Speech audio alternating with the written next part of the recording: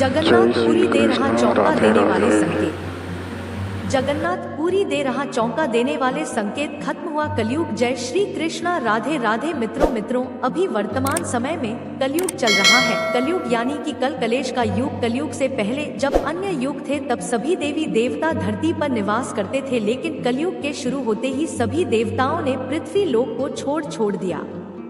लेकिन सिर्फ भगवान जगन्नाथ ही एक ऐसे देवता हैं जो हमारे सुख दुख में हमेशा हमारे साथ रहते हैं।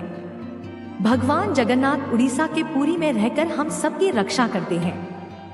पुरी को धरती का वैकुंठ कहा जाता है।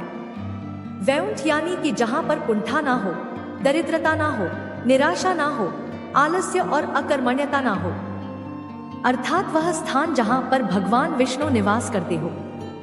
मित्रों, जगन्नाथ जी कलयुग के राजा हैं और उनका राज तब तक चलेगा जब तक भगवान विष्णु एक बार फिर से कल की अवतार के रूप में धरती पर नहीं आ जाते। भगवान जगन्नाथ ने अपने भक्तों को अनेक लीलाएं दिखाई हैं। उनसे ज्यादा कोई शक्तिशाली नहीं है, उनसे ज्यादा कोई धनवान नहीं है। वे राजा भी हैं और प्रजा भी, वे काल भी हैं और यदि आवश्यकता पड़े तो विकराल भी।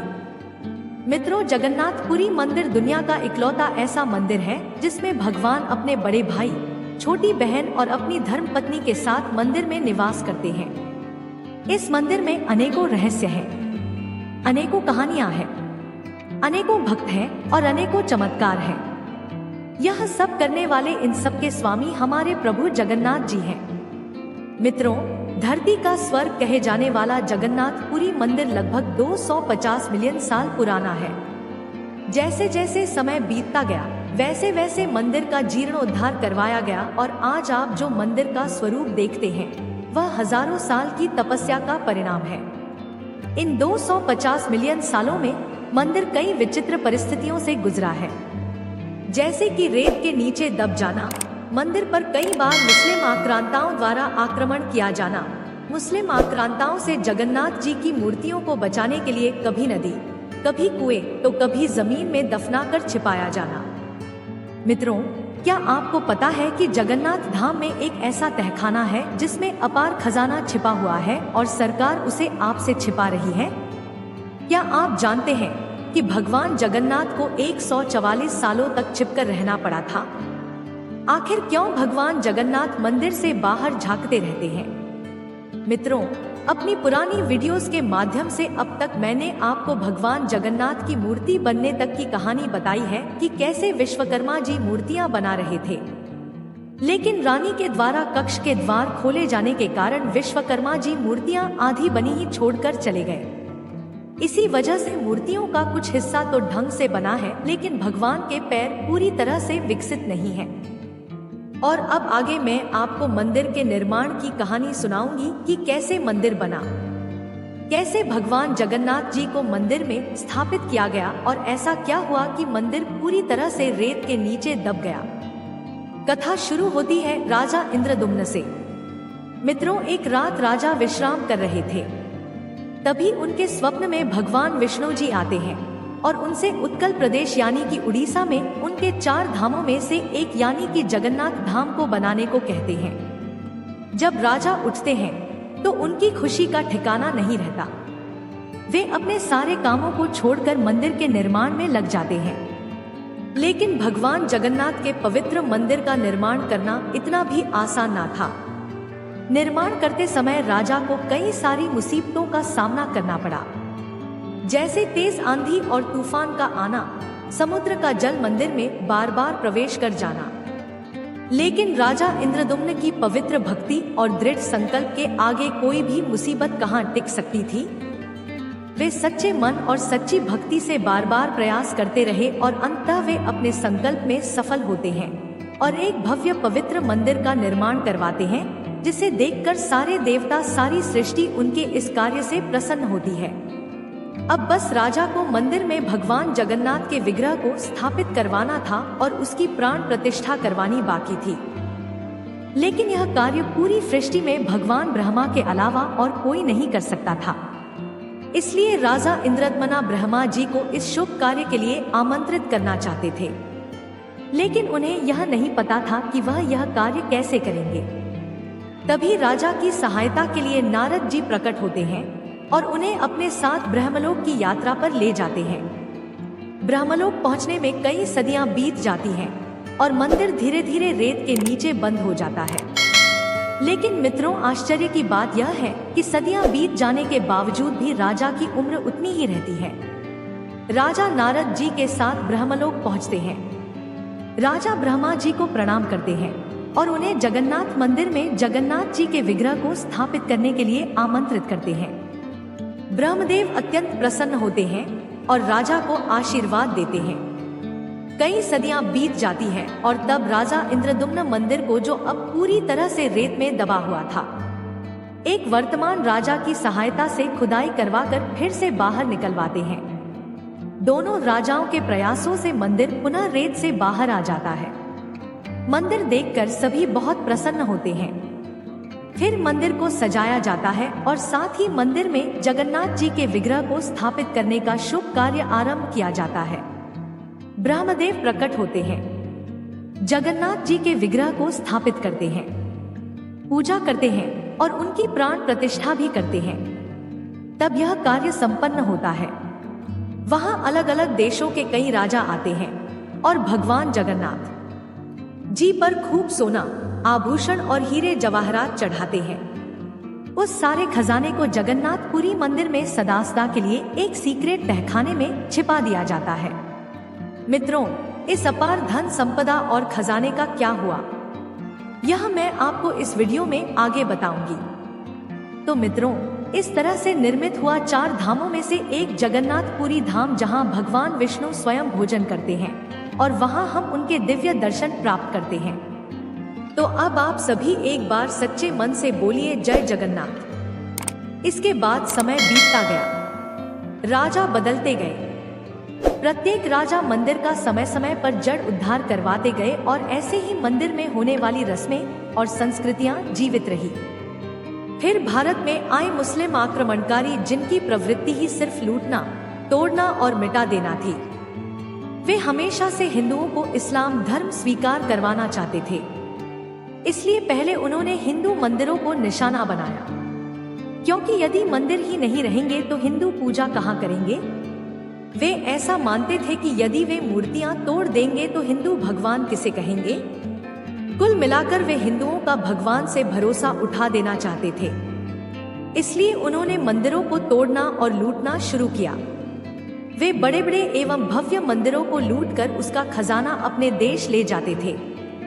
बात उस समय की है जब उड़ीसा का नाम उत्कल प्रदेश हुआ करता था। यह बहुत ही समृद्ध प्रदेश था। यहीं पर कई सारे बंदरगाह हुआ करते थे। इन्हीं बंदरगाहों से हमारी सभ्यता दुनिया के भिन्न भिन्न क्षेत्रों में फैली। यहीं से सुमात्रा, इंडोनेशिया, थाईलैंड में व्यापार हुआ करता था। इसी समृद्ध उत्तर प्रदेश की बढ़ती हुई शक्ति का पता इस्लामिक कट्टरपंथियों को चला और उन्होंने जगन्नाथ मंदिर को भी निशाना बनाया। मुस्लिम आक्रमणकारियों ने जगन्नाथ मंदिर पर 1-2 नहीं पूरे 17 बार आक्रमण किए। जगन्नाथ मंदिर को तोड़ने एवं लूटने की कोशिश की गई। इन्हीं आक्रमणों के कारण भगवान जगन्नाथ को 144 वर्षों तक मंदिर से बाहर छिपकर रहना पड़ा। चलिए पहले मैं आपको जल्दी से मंदिर पर किए जाने वाले हमलों की जानकारी दे देती हूँ। जगन्नाथ मंदिर को नष्ट करने के लिए पहला हमला वर्ष 13,340 में बंगाल के सुल्तान इलियास शाह ने करवाया था। उस वक्त उड़ीसा उत्कल प्रदेश के नाम से प्रसिद्ध था। उत्कल साम्राज्य के नरेश नरसिंह देव तृतीय ने सुल्तान इलियास शाह से युद्ध किया। बंगाल के सुल्तान ने सैनिकों से मंदिर परिसर में बहुत खून खराबा मचाया और निर्दोष लोगों को मारा। लेकिन राजा नरसिंह देव जगन्नाथ जी की मूर्तियों को बचाने में सफल रहे, क्योंकि उनके आदेश पर मूर्तियों को छुपा दिया गया था। इसके बाद वर्ष 13,360 में दिल्ली के सुल्तान फिरोज शाह तुगलक ने जगन्नाथ मंदिर पर दूसरा हमला किया। मंदिर पर तीसरा हमला वर्ष 1509 में बंगाल के सुल्तान अलाउद्दीन हुसैन शाह के कमांडर इस्माइल गाजी ने किया। उस वक्त उड़ीसा पर सूर्यवंशी प्रताप रुद्रदेव का राज था। हमले की खबर मिलते ही पुजारियों ने मूर्तियों को मंदिर से दूर बंगाल की खाड़ी में मौजूद चिल्का झील के एक द्वीप पर छुपा दिया था। प्रताप रुद्रदेव ने बंगाल के सुल्तान की सेनाओं को हुगली में हरा दिया और उन्हें भागने पर मजबूर कर दिया। इसी तरह से समय आगे बढ़ता रहा और मंदिर पर कई हमले होते गए। मंदिर पर 17वां और आखिरी हमला वर्ष 10,699 में मोहम्मद तकी खान ने किया था। तकी खान वर्ष 727 से 10,734 के बीच उड़ीसा का नायब सूबेदार था। इस बार भी मूर्तियों को छुपाया गया और लगातार दूसरी जगहों पर शिफ्ट किया गया। कुछ समय के लिए मूर्तियों को हैदराबाद में भी रखा गया था। जब आप मंदिर को बाहर से देखोगे तो मंदिर के द्वार पर झांकती हुई भगवान जगन्नाथ की एक मूर्ति दिखेगी। लेकिन क्या आपको पता है कि वह मूर्ति मंदिर से बाहर क्यों झांकती है? इसके पीछे भगवान जगन्नाथ जी के एक भक्त की कहानी है। भक्त का नाम था राजा रामचंद्र देव। वे भगवान जगन्नाथ जी के बहुत ही प्रिय भक्त थे और पूरी निष्ठा से उनकी पूजा करते थे। मगर एक बार एक मुगल शासक भारत आया जिसका नाम था तकी खान। तकी खान ने राजा रामचंद्र देव को बंदी बना लिया और उन्हें इस्लाम धर्म स्वीकारने को मजबूर किया, अन्यथा वह उन्हें क्रूरता से मार देता। मजबूरन राजा ने तकी खान की बहन रजिया से विवाह कर लिया। विवाह के बाद राजा स्वतंत्र हो गए, लेकिन अब वे मुस्लिम बन चुके थे। जगन्नाथ मंदिर में सिर्फ हिंदू ही प्रवेश कर सकते हैं, इसलिए जब जब राजा भगवान के दर्शन करने मंदिर जाते उन्हें अंदर जाने नहीं दिया जाता था। इसलिए वे मंदिर के बाहर से ही प्रार्थना करके लौट आते थे। एक दिन भगवान जगन्नाथ राजा के सपने में आते हैं और कहते हैं, तुम मेरा एक वैसा ही विग्रह बनाओ जैसा कि मंदिर में स्थापित है। उस विग्रह को पुजारी के पास ले जाओ। उसी रात भगवान पुजारी के सपने में भी आते हैं और कहते हैं, कल मेरा एक भक्त मेरा विग्रह लेकर आएगा और तुम उसे मंदिर के बाहर ही स्थापित कर देना। अगले दिन ठीक वैसा ही हुआ। पुजारी वह विग्रह मंदिर के बाहर ही स्थापित कर देते हैं। तब से वह जगन्नाथ भगवान का विग्रह मंदिर के बाहर ही स्थापित है, जिसे पतित पावन जगन्नाथ कहा जाता है। भगवान यह आशीर्वाद देते हैं कि जो फल भक्तों को अंदर वाले जगन्नाथ के दर्शन से प्राप्त होता है, वही फल भक्तों को बाहर वाले विग्रह से भी प्राप्त होगा। अब जानते हैं उड़ीसा की दिव्यता के बारे में। 16वीं सदी में उड़ीसा जगन्नाथपुरी में अच्युतानंद दास जी का जन्म होता है। वे बड़े ही दिव्य संत थे। उन्होंने अपनी योग शक्ति के बल पर कई अद्भुत भविष्यवाणी की हैं। उनकी लिखी पुस्तकें भविष्य मालिका के नाम से जानी जाती हैं। अच्युतानंद दास ने 10,318 पुस्तकें भविष्य के विषय पर लिखी। इनमें से 10 चौंका देने वाली भविष्यवाणी इस प्रकार है। एक किसान खेती करना बंद कर देंगे और जंगली जानवर गांवों और शहरों पर हमला करेंगे। 2 धरती की धुरी बदल जाएगी जिससे कई भूकंप आएंगे। 3 आसमान में 2 सूर्य जैसे पिंड दिखाई देंगे। यह पिंड बंगाल की खाड़ी में गिरेंगे और उड़ीसा जलमग्न हो जाएगा। 4 समुद्र का जलस्तर बढ़ेगा और जगन्नाथ मंदिर की 22वीं सीढ़ी तक पानी आ जाएगा। 5 प्राकृतिक आपदाओं के कारण धरती पर 7 दिनों तक अंधेरा रहेगा।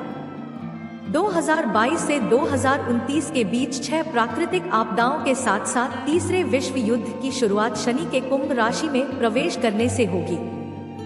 साथ यह युद्ध 6 साल 6 महीने तक चलेगा। चीन 13 मुस्लिम देशों के साथ मिलकर भारत पर हमला करेगा।